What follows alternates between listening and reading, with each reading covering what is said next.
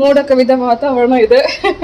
ಮಳೆ ಬರುತ್ತಾ ನೋಡಬೇಕು. ಮೊನ್ನೆ ಒಂದು ಸ್ವಲ್ಪ ದಿನ 2-3 ದಿನದ ಹಿಂದೆ ಸ್ವಲ್ಪ ಮಳೆ ಬಂತು. ಇವಾಗ ಮೋಡ ಇದೆ, ನೋಡೋಣ ಮಳೆ ಬರುತ್ತಾ ಅಂತ. ಶೆಕೆ ಅಂತೂ ತುಂಬ ಇದೆ.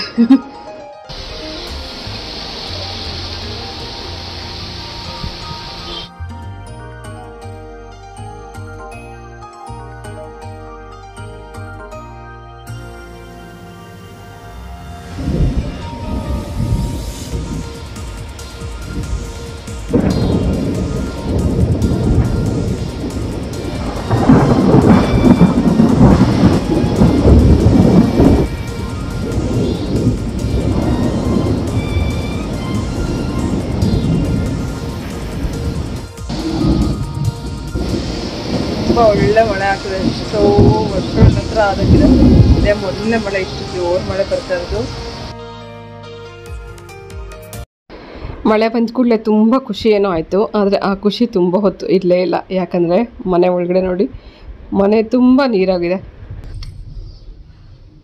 ಹಾಲ್ವರೆಗೂ ಬಂದಿದೆ. ಎಲ್ಲಿಂದ ನೀರು ಬರ್ತಿದೆ ಗೊತ್ತಿಲ್ಲ.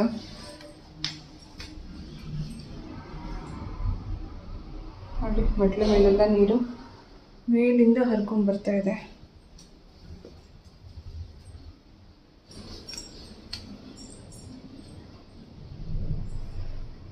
ಎಲ್ಲಿಂದ ಬಂದಿದ್ದು?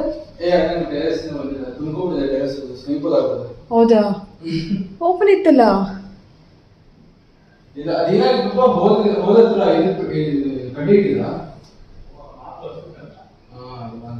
ಮಾಪ್ ಸಿಗಾಕೊಂಡ್ಬಿಟ್ಟಿತ್ತಾ?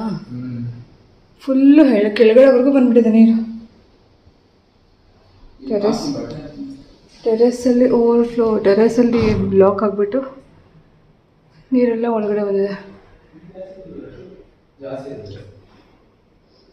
ನೀನು ಎಲ್ಲಿಗೆ ಬರ್ತೀಯ ಸ್ನಫಿ? ಇವಳಂತೂ ಗಡ ಗಡ ನಡಗ್ತೀಳ. ಅಷ್ಟು ಮಲಗ್ತಾನೆ ಇಲ್ಲ. ನೀರು ನೋಡ್ಕೊಂಡು ಓಡಾಡಪ್ಪ, ಜಾರ್ತೀಯ ಕತ್ಲಲ್ಲಿ. ಫುಲ್ ಸ್ಟೇರ್ಸ್ ನೀರು, ಮನೆ ಒಳಗಡೆ ಎಲ್ಲ ನೀರು. ನಡಿ ನಡಿ. ಟೆರೆಸ್ ಕ್ಲೀನ್ ಮಾಡೋದಕ್ಕೆ ಅಂತಲೇ ಒಂದು ಮಾಪ್ ಇಟ್ಟಿದ್ದೀವಿ. ಆ ಮಾಪ್ ಗಾಳಿಗೆ ಹೋಗಿ ಮಳೆ ನೀರು ಹೋಗುವಂಥ ಜಾಗದಲ್ಲಿ ಬ್ಲಾಕ್ ಆಗಿಬಿಟ್ಟು ಮಳೆ ನೀರು ಹೊರಗಡೆ ಹೋಗೋಕ್ಕೆ ಅವಕಾಶ ಆಗದೆ ಆ ನೀರೆಲ್ಲ ಹರ್ಕೊಂಡು ಮನೆ ಒಳಗಡೆ ಬಂದುಬಿಟ್ಟಿದೆ. 3 ಫ್ಲೋರಲ್ಲೂ ನೀರು ಮೇಲ್ಗಡೆಯಿಂದ ಹರ್ಕೊಂಡು ಟೆರೆಸಿಂದ ಕೆಳಗಡೆ ಹಾಲ್ವರೆಗೂ ಬಂದಿತ್ತು. ಸೊ ಮಳೆ ಬಂತು ಅಂತ ಖುಷಿ ಏನೋ ಪಟ್ವಿ. ಅದ್ರ ಜೊತೆಗೆ ಇದು ಡಬಲ್ ಕೆಲಸನೂ ಆಯಿತು.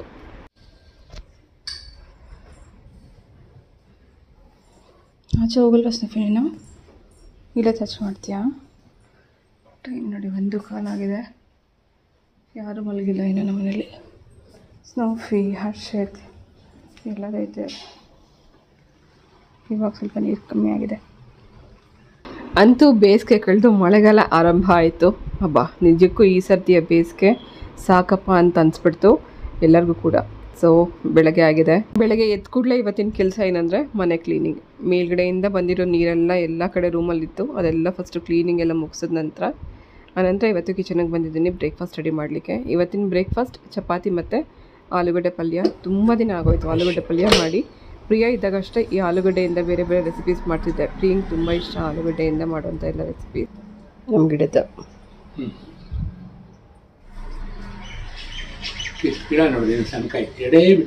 ನೋಡೋಣ, ದಪ್ಪ ಆಗಲಿ ಒಂದು ಸ್ವಲ್ಪ. ದಪ್ಪ ಆಗಲಿ ಅಲ್ವಾ? ಬಿಟ್ಟದಲ್ಲ ಅಲ್ಲಿ ಹೋಟ್ಲಲ್ಲಿ ಒಂದು 5-6 ಗಿಡ ಆಗ್ತವೆ. ಒಂದು ಬರಲ್ಲ ಸದ್ಯಕ್ಕೆ ನಿಂಬೆಹಣ್ಣು ಅದು ಬೆಳೆದ್ನಲ್ಲ. ಹಸ್ಬೆಂಡ್ ಹೇಳ್ತಿರೋದು ಏನಂದರೆ, ಮನೆ ಹತ್ರ ಹಾಕಿರುವಂಥ ನಿಂಬೆಹಣ್ಣು ಗಿಡದಲ್ಲಿ ಈಗಷ್ಟೇ 2 ಹಣ್ಣು ಬಿಟ್ಟಿದೆ. ಹೋಟ್ಲ ಹತ್ರ ನಾನು ಸುಮಾರು ಗಿಡಗಳು ಹಾಕ್ತೆ, ಯಾವುದ್ರಲ್ಲೂ ಒಂದು ನಿಂಬೆಹಣ್ಣು ಬಿಟ್ಟಿಲ್ಲ ಅಂತ ಹೇಳ್ತಾಯಿದ್ರು. ಅವ್ರಿಗೆ ಪ್ರತಿದಿನ ಈ ಥರದ ಫಾರ್ಮಿಂಗ್ ಅಥವಾ ಗಿಡಗಳು ಹಾಕೋದಾಗಲಿ ಅಥವಾ ಅದನ್ನು ಕ್ಲೀನ್ ಮಾಡೋದು ತುಂಬ ಖುಷಿ. ಪ್ರತಿದಿನ ಈಗ ಅವ್ರದ್ದು ರುಟೀನ್ ಅದು. ಬೆಳಗ್ಗೆ ಎದ್ದು ಕೂಡಲೇ ಹೋಗ್ತಾರೆ, ಗಿಡಗಳಿಗೆ ನೀರು ಹಾಕ್ತಾರೆ. ಸೊ ಇವಾಗ ಹೋಗಿ ಕರಿಬೇವು ಸೊಪ್ಪು ಕಿತ್ಕೊಂಡು ಬಂದಿದ್ದಾರೆ. ಹಿಟ್ಟು ಕಲಸಿದ್ದಾಯಿತು. ಸ್ಟ್ಯಾಂಡ್ ಮಿಕ್ಸರಲ್ಲಿ ಹಿಟ್ಟು ತುಂಬ ಚೆನ್ನಾಗಿ ಸಾಫ್ಟಾಗಿ ನಾವು ಕಲಿಸ್ಬೋದು. ಚಪಾತಿನೂ ತುಂಬ ಚೆನ್ನಾಗಾಗುತ್ತೆ. ಇವತ್ತು ಬ್ರೇಕ್ಫಾಸ್ಟ್ ನಾನು ರೆಡಿ ಮಾಡ್ತಾನೆ ನಿಮಗೆ ಮನೆಗೆ ಬೇಕಾಗಿರುವಂಥ ಕೆಲವು ಗೃಹೋಪಯೋಗಿ ವಸ್ತುಗಳು ಯಾವ ರೀತಿ ನಮಗೆ ಡೈಲಿ ಬೇಸಿಸಲ್ಲಿ ಈಸಿಯಾಗಿರುವಂಥ ಪ್ರಾಡಕ್ಟ್ಸ್ ಇದೆ ಅಂತ ಅದನ್ನು ನಾನು ಉಪಯೋಗಿಸೋದ್ರ ಜೊತೆಗೆ ನಿಮಗೆ ಇದನ್ನು ಸಜೆಸ್ಟ್ ಮಾಡೋಕ್ಕೆ ಇಷ್ಟಪಡ್ತೀನಿ. ಈಗಷ್ಟೇ ನಾನು ಚಪಾತಿ ಹಿಟ್ಟು ಕಲಿಸಿದೆ. ಆ ಸ್ಟ್ಯಾಂಡ್ ಮಿಕ್ಸರ್ ಪ್ರತಿದಿನ ಚಪಾತಿ ಮಾಡೋರಿಗೆ ಅಥವಾ ತುಂಬ ದೊಡ್ಡ ಫ್ಯಾಮಿಲಿ ಇರೋರಿಗಂತೂ ಮಸ್ಟ್ ಬೈ ಪ್ರಾಡಕ್ಟ್. ಇದರಲ್ಲಿ ನಾನಿವತ್ತು ತೋರಿಸಿರೋಂಥ ಎಲ್ಲ ಪ್ರಾಡಕ್ಟ್ ನನಗೆ ತುಂಬ ಸ್ಯಾಟಿಸ್ಫ್ಯಾಕ್ಷನ್ ಆಗಿ ನಾನು ನಿಮಗೆ ಸಜೆಸ್ಟ್ ಮಾಡೋಕ್ಕೆ ಇಷ್ಟಪಡ್ತಿದ್ದೀನಿ. ಸ್ಟ್ಯಾಂಡ್ ಮಿಕ್ಸರ್ ಇರೋರಿಗೆ ಚಪಾತಿ ಹಿಟ್ಟು ಕಲ್ಸೋಕೆ ಅಷ್ಟೇ ಅಲ್ಲ, ಕೇಕ್ ಅಥವಾ ಏನು ಹೇಳ್ತಾರೆ ಕುಕ್ಕೀಸ್ ಮಾಡಲಿಕ್ಕೂ ತುಂಬ ಹೆಲ್ಪ್ ಆಗುತ್ತೆ. ಇನ್ನು ಹಲವಾರು ರೀತಿಯಲ್ಲಿ ನಾವು ಸ್ಟ್ಯಾಂಡ್ ಮಿಕ್ಸರ್ನ ಉಪಯೋಗಿಸ್ಕೋಬೋದು. ಅದೇ ರೀತಿ ಇವಾಗ ನಾನು ಚಾಪರ್ ಏನು ಉಪಯೋಗಿಸ್ತೀನಿ ಅದು ಕೂಡ 6-in-1 ರೀತಿಯಲ್ಲಿ ನಾವು ಉಪಯೋಗಿಸ್ಕೋಬೋದು. ಅಂದರೆ ಹಲವಾರು ರೀತಿಯಲ್ಲಿ, ಅಂದರೆ ಇದರಲ್ಲಿ ಚಾಪ್ ಮಾಡ್ಕೋಬೋದು, ತುರಿಬೋದು, ಹಾಗೆ ಬ್ಲೆಂಡ್ ಮಾಡ್ಕೋಬೋದು, ಬೀಟ್ ಮಾಡ್ಕೋಬೋದು. ಸೊ ಈ ಥರ ಹಲವಾರು ರೀತಿಯಲ್ಲಿ ಒಂದೇ ಒಂದು ಚಾಪರ್ ಇಟ್ಕೊಂಡ್ರೆ ನಿಮಗೆ ಪ್ರತಿದಿನ ಬೆಳಗ್ಗೆ ಹೊತ್ತು ಹರಿಬರಿನಲ್ಲಿರುವಾಗ ಚಿಟಿಕೆ ಹೊಡೆಯೋಷ್ಟು ಟೈಮಲ್ಲಿ ನೀವು ಸಾಕಷ್ಟು ತರಕಾರಿಗಳನ್ನು ಕಟ್ ಮಾಡಿ ಈ ಥರ ಕುಕ್ಕಿಂಗಿಗೆ ಉಪಯೋಗಿಸ್ಕೋಬೋದು. ಸೊ ಬ್ಯುಸಿ ಇರೋವಂಥವ್ರಿಗಷ್ಟೇ ಅಲ್ಲ, ಎವ್ರಿಡೇ ಬೇಸಿಸಲ್ಲಿ ನಮಗೆ ಯಾವುದು ಈಸಿ ಪ್ರಾಡಕ್ಟ್ ಇರುತ್ತಲ್ಲ, ಅಂದರೆ ಕ್ವಿಕ್ಕಾಗಿ ಆಗೋವಂಥ ಕೆಲಸ ಆಗೋವಂಥ ಪ್ರಾಡಕ್ಟ್ ಇರುತ್ತೆ, ಅಂಥದ್ದನ್ನು ನಾನು ಇವತ್ತು ಉಪಯೋಗಿಸೋದ್ರ ಮೂಲಕ ನಿಮಗೆ ಹೇಳ್ತಾ ಇದ್ದೀನಿ. ನೋಡಿ, ಎಷ್ಟೊಂದು ಈರುಳ್ಳಿ ನಾವು ಇಷ್ಟನ್ನು ಸಣ್ಣದಾಗಿ ಕಟ್ ಮಾಡಬೇಕು ಅಂದರೆ ತುಂಬ ಟೈಮ್ ಹಿಡಿತಾ ಇತ್ತು. 2-3 ನಿಮಿಷದ ಒಳಗಡೆ ನಿಮಗೆ ಈರುಳ್ಳಿ ಕಟ್ ಮಾಡಿ ಪಲ್ಯನೂ ರೆಡಿ ಆಗುತ್ತೆ. ಅಷ್ಟು ಈಸಿಯಾಗಿ ನೀವು ಮಾಡ್ಕೋಬೋದು. ನಾನಿಲ್ಲಿ ಈರುಳ್ಳಿ ಸ್ಲೈಸ್ ಮಾಡಿ ಇಟ್ಕೊಂಡಿದ್ದೀನಿ. ಆಲೂಗಡ್ಡೆ ಪಲ್ಯಕ್ಕೆ ಸ್ವಲ್ಪ ಚಪಾತಿಗೆ ನಾನು ಸ್ಲೈಸ್ ಮಾಡಿ ಹಾಕ್ತಾಯಿದ್ದೀನಿ. 3 ಅಥವಾ 4 ಈರುಳ್ಳಿನ ಸ್ಲೈಸ್ ಮಾಡಿಕೊಂಡು ನಂತರ ಫಸ್ಟೇ ಒಗ್ಗರಣೆ ಮಾಡ್ಕೊಂಡಿದ್ದೆ ನಾನು. ಸಾಸಿವೆ, ಉದ್ದಿನಬೇಳೆ, ಕಡಲೆಬೇಳೆ, ಒಣಮೆಣಸಿನ್ಕಾಯಿ ಎಲ್ಲ ಹಾಕಿ ಆನಂತರ ಈರುಳ್ಳಿ ಕಟ್ ಮಾಡಿ ಹಾಕಿ ಸ್ವಲ್ಪ ಕರಿಬೇವು ಹಾಕಿ ನಾವು ಇದನ್ನು ಫ್ರೈ ಮಾಡ್ಕೊಂಡ ನಂತರ ಮೊದಲೇ ನಾನು ಆಲೂಗಡ್ಡೆ ಬೇಯಿಸಿಟ್ಕೊಂಡಿರೋದನ್ನು ಇದಕ್ಕೆ ಮ್ಯಾಶ್ ಮಾಡಿ ಹಾಕ್ಕೊಂಡು ಇದಕ್ಕೆ ಸ್ವಲ್ಪ ಅರಿಶಿನ, ಉಪ್ಪು ಹಾಕ್ಕೊಂಡ್ರೆ ಆಯಿತು. ತುಂಬ ಈಸಿಯಾಗಿ ಕ್ವಿಕ್ಕಾಗಿ ಆಗೋವಂಥ ರೆಸಿಪಿ ಜೊತೆಗೆ ಬಳಸೋವಂಥ ಪದಾರ್ಥಗಳು. ಹಾಗೆ ನಾನು ಇವಾಗ ಉಪಯೋಗಿಸ್ತಿರೋವಂಥ ಈ ಕಡಾಯಿ ಬಗ್ಗೆ ತುಂಬ ಜನ ಕೇಳಿದರು. ಇದು ಇಂಡಸ್ ವ್ಯಾಲಿಯಲ್ಲಿ ಸಿಗೋವಂಥ ಕಡಾಯಿ. ಇದರಲ್ಲಿ ಹ್ಯಾಂಡಲ್ ಇದೆಯಲ್ಲ ಅದು ತುಂಬ ಸ್ಟಡಿ ಆಗಿದೆ, ಬಿಸಿ ಅನಿಸಲ್ಲ, ನಾವು ಈಸಿಯಾಗಿ ಇಟ್ಕೊಂಡು ಕುಕ್ಕಿಂಗ್ ಮಾಡಲಿಕ್ಕೆ ತುಂಬ ಚೆನ್ನಾಗಿದೆ. ಇಂಡಸ್ ವ್ಯಾಲಿಯಲ್ಲಿ ಸಿಗೋವಂಥ ಎಲ್ಲ ಟ್ರೈಪ್ಲೈ ಕಡಾಯಿ ಆಗಲಿ ಅಥವಾ ಸ್ಟೀಲ್ ಪಾತ್ರೆಗಳಾಗಲಿ ಯಾವುದು ಕೂಡ ತಳ ಹಿಡಿಯಲ್ಲ, ಹಾಗೆ ಸೀದ್ ಹೋಗಲ್ಲ. ಒಂದು ಸತಿ ಇನ್ವೆಸ್ಟ್ ಮಾಡಿದ್ರೆ ನೀವು ಸುಮಾರು ವರ್ಷಗಳು ಈ ಪಾತ್ರೆಗಳನ್ನು ಉಪಯೋಗಿಸ್ಕೋಬೋದು. ಆ ಥರದ ಒಂದು ಟ್ರೈಪ್ಲೈ ಕಡಾಯಿ ಅಥವಾ ಸ್ಟೀಲ್ ಪಾತ್ರೆಗಳು ನೀವು ಪರ್ಚೇಸ್ ಮಾಡ್ಬೋದು. ಸ್ಟೀಲ್ ಅಷ್ಟೇ ಅಲ್ಲ, ಕಬ್ಬಿಣದ ಪಾತ್ರೆಗಳು ಅಥವಾ ಕ್ಯಾಸ್ಟ್ ಐರನ್ ಪಾತ್ರೆಗಳು ಇದೆಲ್ಲವೂ ನೀವು ಇಂಡಸ್ ವ್ಯಾಲಿನಲ್ಲಿ ತೊಗೋಬೇಕಾದ್ರೆ ನನ್ನ ಕೂಪನ್ ಕೋಡ್ನ ಉಪಯೋಗಿಸ್ಕೊಳ್ಳೋದ್ರಿಂದ ನಿಮಗೆ 12% ಅಡಿಷ್ನಲ್ ಡಿಸ್ಕೌಂಟ್ ಆಗುತ್ತೆ. ಯಾವುದೇ ಪಾತ್ರೆ ತೊಗೋಬೇಕಾದ್ರೂ ನೀವು ನನ್ನ ಕೂಪನ್ ಕೋಡ್ನ ಉಪಯೋಗಿಸ್ಕೋಬೋದು. ಸೊ ಈ ಥರದ ಡೈಲಿ ಬೇಸಿಸಲ್ಲಿ ಉಪಯೋಗಿಸುವಂಥ ಪಾತ್ರೆಗಳು ಹಾಗೆ ಎಲೆಕ್ಟ್ರಾನಿಕ್ ಐಟಮ್ಸ್ ಇರ್ಬೋದು, ಪ್ರತಿಯೊಂದನ್ನು ನಾನು ಉಪಯೋಗಿಸೋದ್ರ ಜೊತೆಗೆ ನಿಮಗೆ ಸಜೆಸ್ಟ್ ಮಾಡಲಿಕ್ಕೆ ಇಷ್ಟಪಡ್ತೀನಿ. ಇವತ್ತು ನಾನು ಬಳಸಿರೋಂಥ ಈ ಎಲ್ಲ ವಸ್ತುಗಳದ್ದು ಲಿಂಕ್ ಕೂಡ ಡಿಸ್ಕ್ರಿಪ್ಷನ್ ಬಾಕ್ಸಲ್ಲಿ ಹಾಕಿರ್ತೀನಿ. ಇಂಟ್ರೆಸ್ಟ್ ಇರೋರು ಬೈ ಮಾಡ್ಬೋದು. ನಾನು ಇಲ್ಲಿ ಸ್ವಲ್ಪ ಅರಿಶಿನ, ಉಪ್ಪು ಹಾಕಿ ನಂತರ ಬೇಯಿಸಿ ಮ್ಯಾಶ್ ಮಾಡಿ ಇಟ್ಕೊಂಡಿರೋಂಥ ಆಲೂಗಡ್ಡೆ ಹಾಕಿ ಮಿಕ್ಸ್ ಮಾಡ್ಕೊಂಡಿದ್ದೀನಿ. ದೋಸೆಗೆ ಅಂದರೆ ನೀವು ಸ್ವಲ್ಪ ನೀರು ಹಾಕ್ಕೊಂಡು ಸ್ವಲ್ಪ ತೆಳ್ಳಗೆ ಮಾಡಿಕೊಂಡ್ರೆ ಮಸಾಲೆ ದೋಸೆಗೆ ಆ ಪಲ್ಯ ನೀವು ಉಪಯೋಗಿಸ್ಕೋಬೋದು. ಚಪಾತಿಗೆ ಅಂದರೆ ಇದೇ ರೀತಿ ಚೆನ್ನಾಗಿರುತ್ತೆ. ಸಿಂಪಲ್ಲಾಗಿ ಮಾಡ್ಕೊಳ್ಳೋಂಥ ರೆಸಿಪಿ ನನಗೆ ತುಂಬ ಇಷ್ಟ, ಹಾಗೆ ಪ್ರೀನ್ ತುಂಬ ಇಷ್ಟ. ಡಯಾಬಿಟಿಸ್ ಇರೋದ್ರಿಂದ ಹಸ್ಬೆಂಡ್ಗೆ ಕೊಡಲ್ಲ ಅಂತ ಅನ್ನೋಕ್ಕೋಸ್ಕರ ನಾನು ಇದನ್ನು ಜಾಸ್ತಿ ಮಾಡಲಿಕ್ಕೆ ಹೋಗಲ್ಲ. ತುಂಬ ದಿನದ ನಂತರ ಇವತ್ತು ಆಲೂಗಡ್ಡೆ ಪಲ್ಯ ಮಾಡಿದ್ದೀನಿ.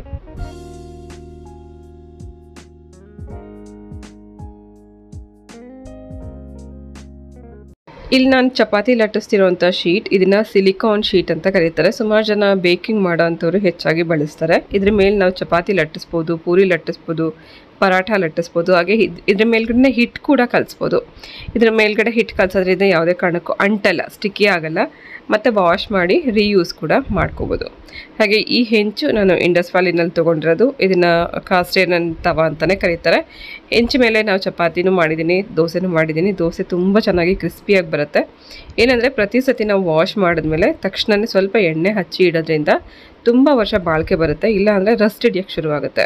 ಸೊ ಅವಾಗವಾಗ ಇದನ್ನು ಉಪಯೋಗಿಸಿದ ನಂತರ ತೊಳೆದು ಸ್ವಲ್ಪ ಎಣ್ಣೆ ಹಚ್ಚಿ ಇಡಬೇಕು.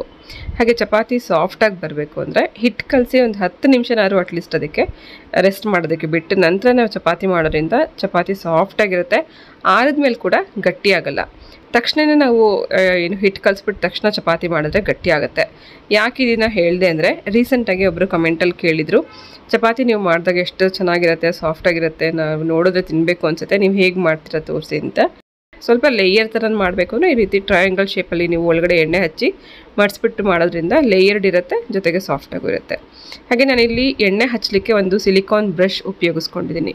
ಸ್ಪೂನಲ್ಲಿ ಎಣ್ಣೆ ಹಾಕಿದ್ರೆ ಜಾಸ್ತಿ ಎಣ್ಣೆ ಬೀಳುತ್ತೆ, ಬ್ರಷಲ್ಲಿ ಹಚ್ಚೋದ್ರಿಂದ ಎಣ್ಣೆ ಜಾಸ್ತಿ ಬೀಳಲ್ಲ. ಕಡಿಮೆ ಎಣ್ಣೆನಲ್ಲೇ ನಾವು ದೋಸೆ, ಚಪಾತಿ ಎಲ್ಲ ಮಾಡ್ಕೋಬೋದು. ನೋಡಿ ಎಷ್ಟು ಸಾಫ್ಟಾಗಿರೋಂಥ ಚಪಾತಿ ರೆಡಿಯಾಗಿದೆ. ಮಾತಾಡ್ತಾ ಇವತ್ತು ಬ್ರೇಕ್ಫಾಸ್ಟ್ ಕೂಡ ಮುಗೀತು. ಆಲೂಗಡ್ಡೆ ಪಲ್ಯ ಸರ್ವ್ ಮಾಡುವಾಗ ಹಸ್ಬೆಂಡ್ಗೆ ಸ್ವಲ್ಪ ಪಲ್ಯ ಜೊತೆಗೆ ಸಾಂಬಾರು ಸರ್ವ್ ಮಾಡ್ತಾಯಿದ್ದೀನಿ. ಡಯಾಬಿಟಿಸ್ ಇರೋರು ಆಲೂಗಡ್ಡೆ ಹೆಚ್ಚಾಗಿ ತಿನ್ನಬಾರ್ದು ಅಂತ ಹೇಳ್ತಾರೆ.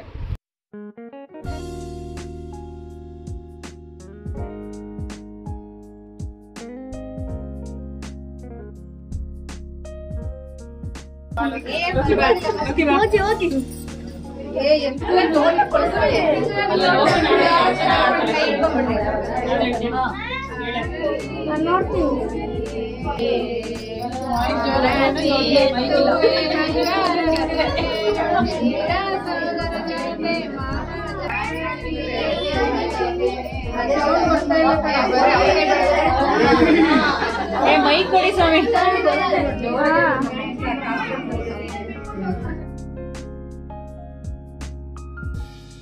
ಇವರೆಲ್ಲ ನನ್ನ ಡಿಯರೆಸ್ಟ್ ಆ್ಯಂಡ್ ನಿಯರೆಸ್ಟ್ ಫ್ರೆಂಡ್ಸ್, ಅಂದರೆ ನನ್ನ ಸ್ಕೂಲ್ ಮೇಟ್ಸ್, ನನ್ನ ಚೈಲ್ಡ್ಹುಡ್ ಫ್ರೆಂಡ್ಸ್. ಇವ್ರ ಜೊತೆಲಿ ನನ್ನ ಟೈಮ್ ಕಳೆಯೋಕ್ಕೆ ತುಂಬ ಇಷ್ಟ ಆಗುತ್ತೆ. ಆ್ಯಕ್ಚುಲಿ ಇವತ್ತು ಪೂಜೆ ಇತ್ತು ಫ್ರೆಂಡ್ ಮನೇಲಿ, ಅದಕ್ಕೋಸ್ಕರ ಇಲ್ಲಿಗೆ ಬಂದಿದ್ವಿ. ನೀವು ಹೋಗಿ.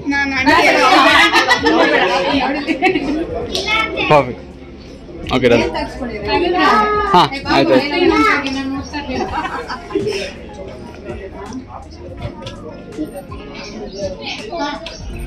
ಡನ್.